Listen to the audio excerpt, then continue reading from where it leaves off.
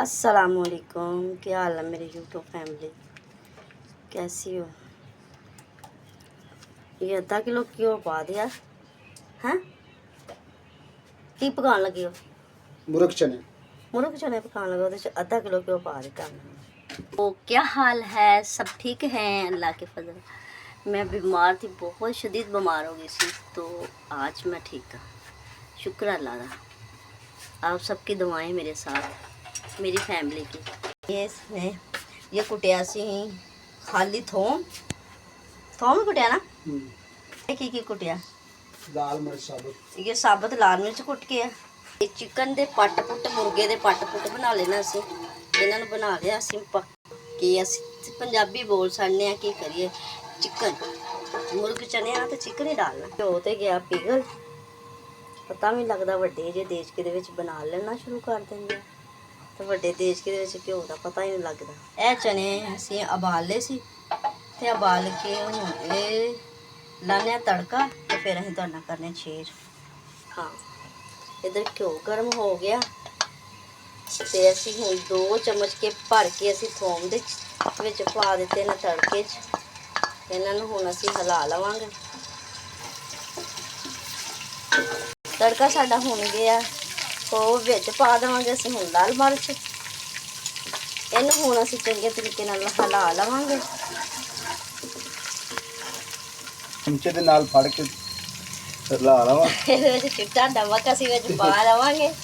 ਇਹਨੂੰ ਸੋਹਣੇ ਜਿਹੇ ਚਮਚੇ ਦੇ ਨਾਲ ਹਿਲਾ ਲਵਾਂਗੇ। ਹੁਣ ਅਸੀਂ ਹਿਲਾ ਦਿੱਤਾ ਹੈ। ਇਹਦੇ ਵਿੱਚ ਹੁਣ ਅਸੀਂ ਇੱਕ ਦੁੱਧ ਦਾ ਪੈਕਟ ਪਾ ਦਿੱਤਾ ਹੈ। ਪਾਣੀ ਵੀ ਜਰਨਾ ਹਿਲਾਣਾ, ਤੇ ਹੁਣ ਇਹਦੇ ਵਿੱਚ ਅਸੀਂ ਪਾਣੀ ਦੀ ਜਗ੍ਹਾ ਦੁੱਧ ਪਾ ਦਿੱਤਾ ਹੈ। ਇਹਨੂੰ ਸੁੱਕੇ ਮਸਾਲੇ ਵੀ ਪਾ ਦੇਣੇ ਉਹਦੇ ਵਿੱਚ। ਇਹਦੇ ਵਿੱਚ ਹੁਣ ਅਸੀਂ ਖੜੇ ਮਸਾਲੇ ਪਾ ਦਿੱਤੇ ਨਾ। ਇਹਦੇ ਵਿੱਚ ਕਾਲੀਆਂ ਮਿਰਚਾਂ, ਜ਼ੀਰਾ, ਦਾਲਚੀਨੀ, ਖੜੇ ਮਸਾਲੇ ਸਾਰੇ ਅਸੀਂ ਵਿੱਚ ਪਾ ਦਿੱਤੇ ਨੇ। ਸਾਡੀ ਲਾਈਟ ਚਲੇ ਗਈ। ਇਹ ਹੁਣ ਅਸੀਂ ਬਲਬ ਦੀ ਲਾਈਟ ਵਾਲੀ ਹੈ, ਦੂਸਰੀ ਮੋਬਾਈਲਾਂ ਦੀ। ਦੁੱਧ ਪਾ ਕੇ ਉਬਾਲਾ ਦੇ ਦਿੱਤਾ ਅਸੀਂ, ਲਾਈਟ ਚਲੇ ਗਈ ਹੈ, ਹਵਾ ਆ ਗਈ। ਹੁਣ ਅਸੀਂ ਉੱਪਰ ਢੱਕਣ ਦੇ ਦਿੰਦੇ ਹਾਂ, ਕਿਉਂਕਿ ਘੱਟੇ ਕੋਲੋਂ ਬਚਾ ਲੈਂਦੇ ਹਾਂ। ਮਸਾਲਾ ਸਾਡਾ ਹੁਣ ਭੁੱਜ ਗਿਆ। ਵਿੱਚ ਅਸੀਂ ਹੁਣ ਪਾ ਦਿੰਦੇ ਹਾਂ ਮੁਰਗਾ। ਇਹਨੂੰ ਜ਼ਰਾ ਵਿੱਚ ਤੜਕਾ ਦੇਵਾਂਗੇ। ਅੱਛੇ ਤਰੀਕੇ ਨਾਲ ਤੜਕ ਜਾਏਗਾ ਤਾਂ ਫਿਰ ਇਹਨੂੰ ਅਸੀਂ ਵਿੱਚ ਚਨੇ ਪਾ ਦੇਵਾਂਗੇ। ਆ ਵੇਖੋ, ਅੱਛੇ ਤਰੀਕੇ ਨਾਲ ਵਿੱਚ ਤੜਕਾ ਦਿੱਤਾ ਇਹਨੂੰ। ਹਾਏ ਹਾਏ, ਇੰਨਾ ਪਿਆਰਾ ਮੁਰਗਾ ਸੀ। ਉਹਨੂੰ ਵਿੱਚ ਹੁਣ ਅਸੀਂ ਪਾ ਛੜਿਆ। ਪਿਆਰੇ ਮੁਰਗੇ ਨੂੰ ਵਿੱਚ ਹੁਣ ਭੁੱਜ ਚੱਲਿਆ ਏ। ਥੋੜਾ ਜਿਹਾ ਪਾਣੀ ਪਾ ਕੇ ਹੁਣ ਅਸੀਂ ਇਹਨੂੰ ਦਮ ਲਾ ਦੇਵਾਂਗੇ, ਤਾਂ ਕਿ ਜਿਹੜੇ ਬਾਂਗਾ ਮੂੰਗਣਾ ਵਿੱਚ ਹੀ ਨਿਕਲ ਜਾਣਗੇ। ਅਸੀਂ ਢੱਕਣਾ ਦੇ ਦਿੱਤਾ ਏ। ਥੋੜੀ ਜਿਹੀ ਅੱਗ ਘੱਟ ਕਰ ਦੇਵਾਂਗੇ, ਕਿਉਂਕਿ ਲਾਈਟ ਵੀ ਚਲੇ ਗਈ ਹੈ। ਮੱਠੀ ਅੱਗ ਤੇ ਇਹਨੂੰ ਭੁੰਨ ਦੇਵਾਂਗੇ ਜ਼ਰਾ। ਅਸੀਂ ਢੱਕਣਾ ਚੁੱਕ ਕੇ ਦੇਖ ਲਈਏ। ਕਿੰਨੀ ਦੇਰ ਬਾਅਦ ਚੁੱਕਣਗੀ ਭਲਾ? 15 ਮਿੰਟਾਂ ਬਾਅਦ। 15 ਮਿੰਟਾਂ ਬਾਅਦ ਢੱਕਣਾ ਚੁੱਕ ਦਿੱਤਾ ਹੈ।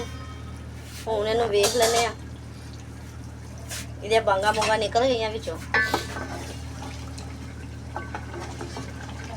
ਹੁਣ ਵਿੱਚ ਅਸੀਂ ਇਹਦੇ ਚਨੇ ਪਾ ਦਿੰਦੇ ਹਾਂ, ਪਿਆਰੇ ਜਿਹੇ ਬਣਾਏ ਹੋਏ ਚਨੇ, ਉਬਾਲੇ ਹੋਏ।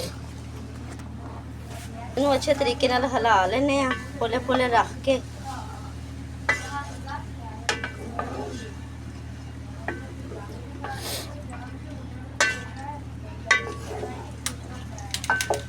ਹੁਣ ਜ਼ਰਾ ਬੰਦ ਕਰਕੇ ਪਾਣੀ ਪਾ ਦੇ ਤੇ ਢੱਕਣਾ ਦੇ ਵਿੱਚ ਜ਼ਰਾ ਇਹਨੂੰ ਭੁੰਨ ਲੈਂਦੇ ਹਾਂ। ਫਿਰ ਇਹਦੇ ਵਿੱਚ ਪਾਣੀ ਪਾ ਦਿੰਦੇ ਹਾਂ। ਅਸੀਂ ਹੁਣ ਇਹਦੇ ਵਿੱਚ ਇੱਕ ਮੱਗਾ ਭਰ ਕੇ ਪਾਣੀ ਦਾ ਪਾ ਦਿੰਦੇ ਹਾਂ।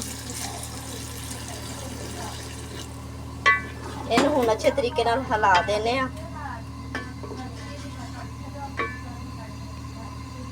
ਪੋਲਾ ਰੱਖ ਕੇ। ਹੁਣ ਇਹਦੇ ਤੇ ਢੱਕਣਾ ਦੇ ਦਿੰਦੇ ਹਾਂ।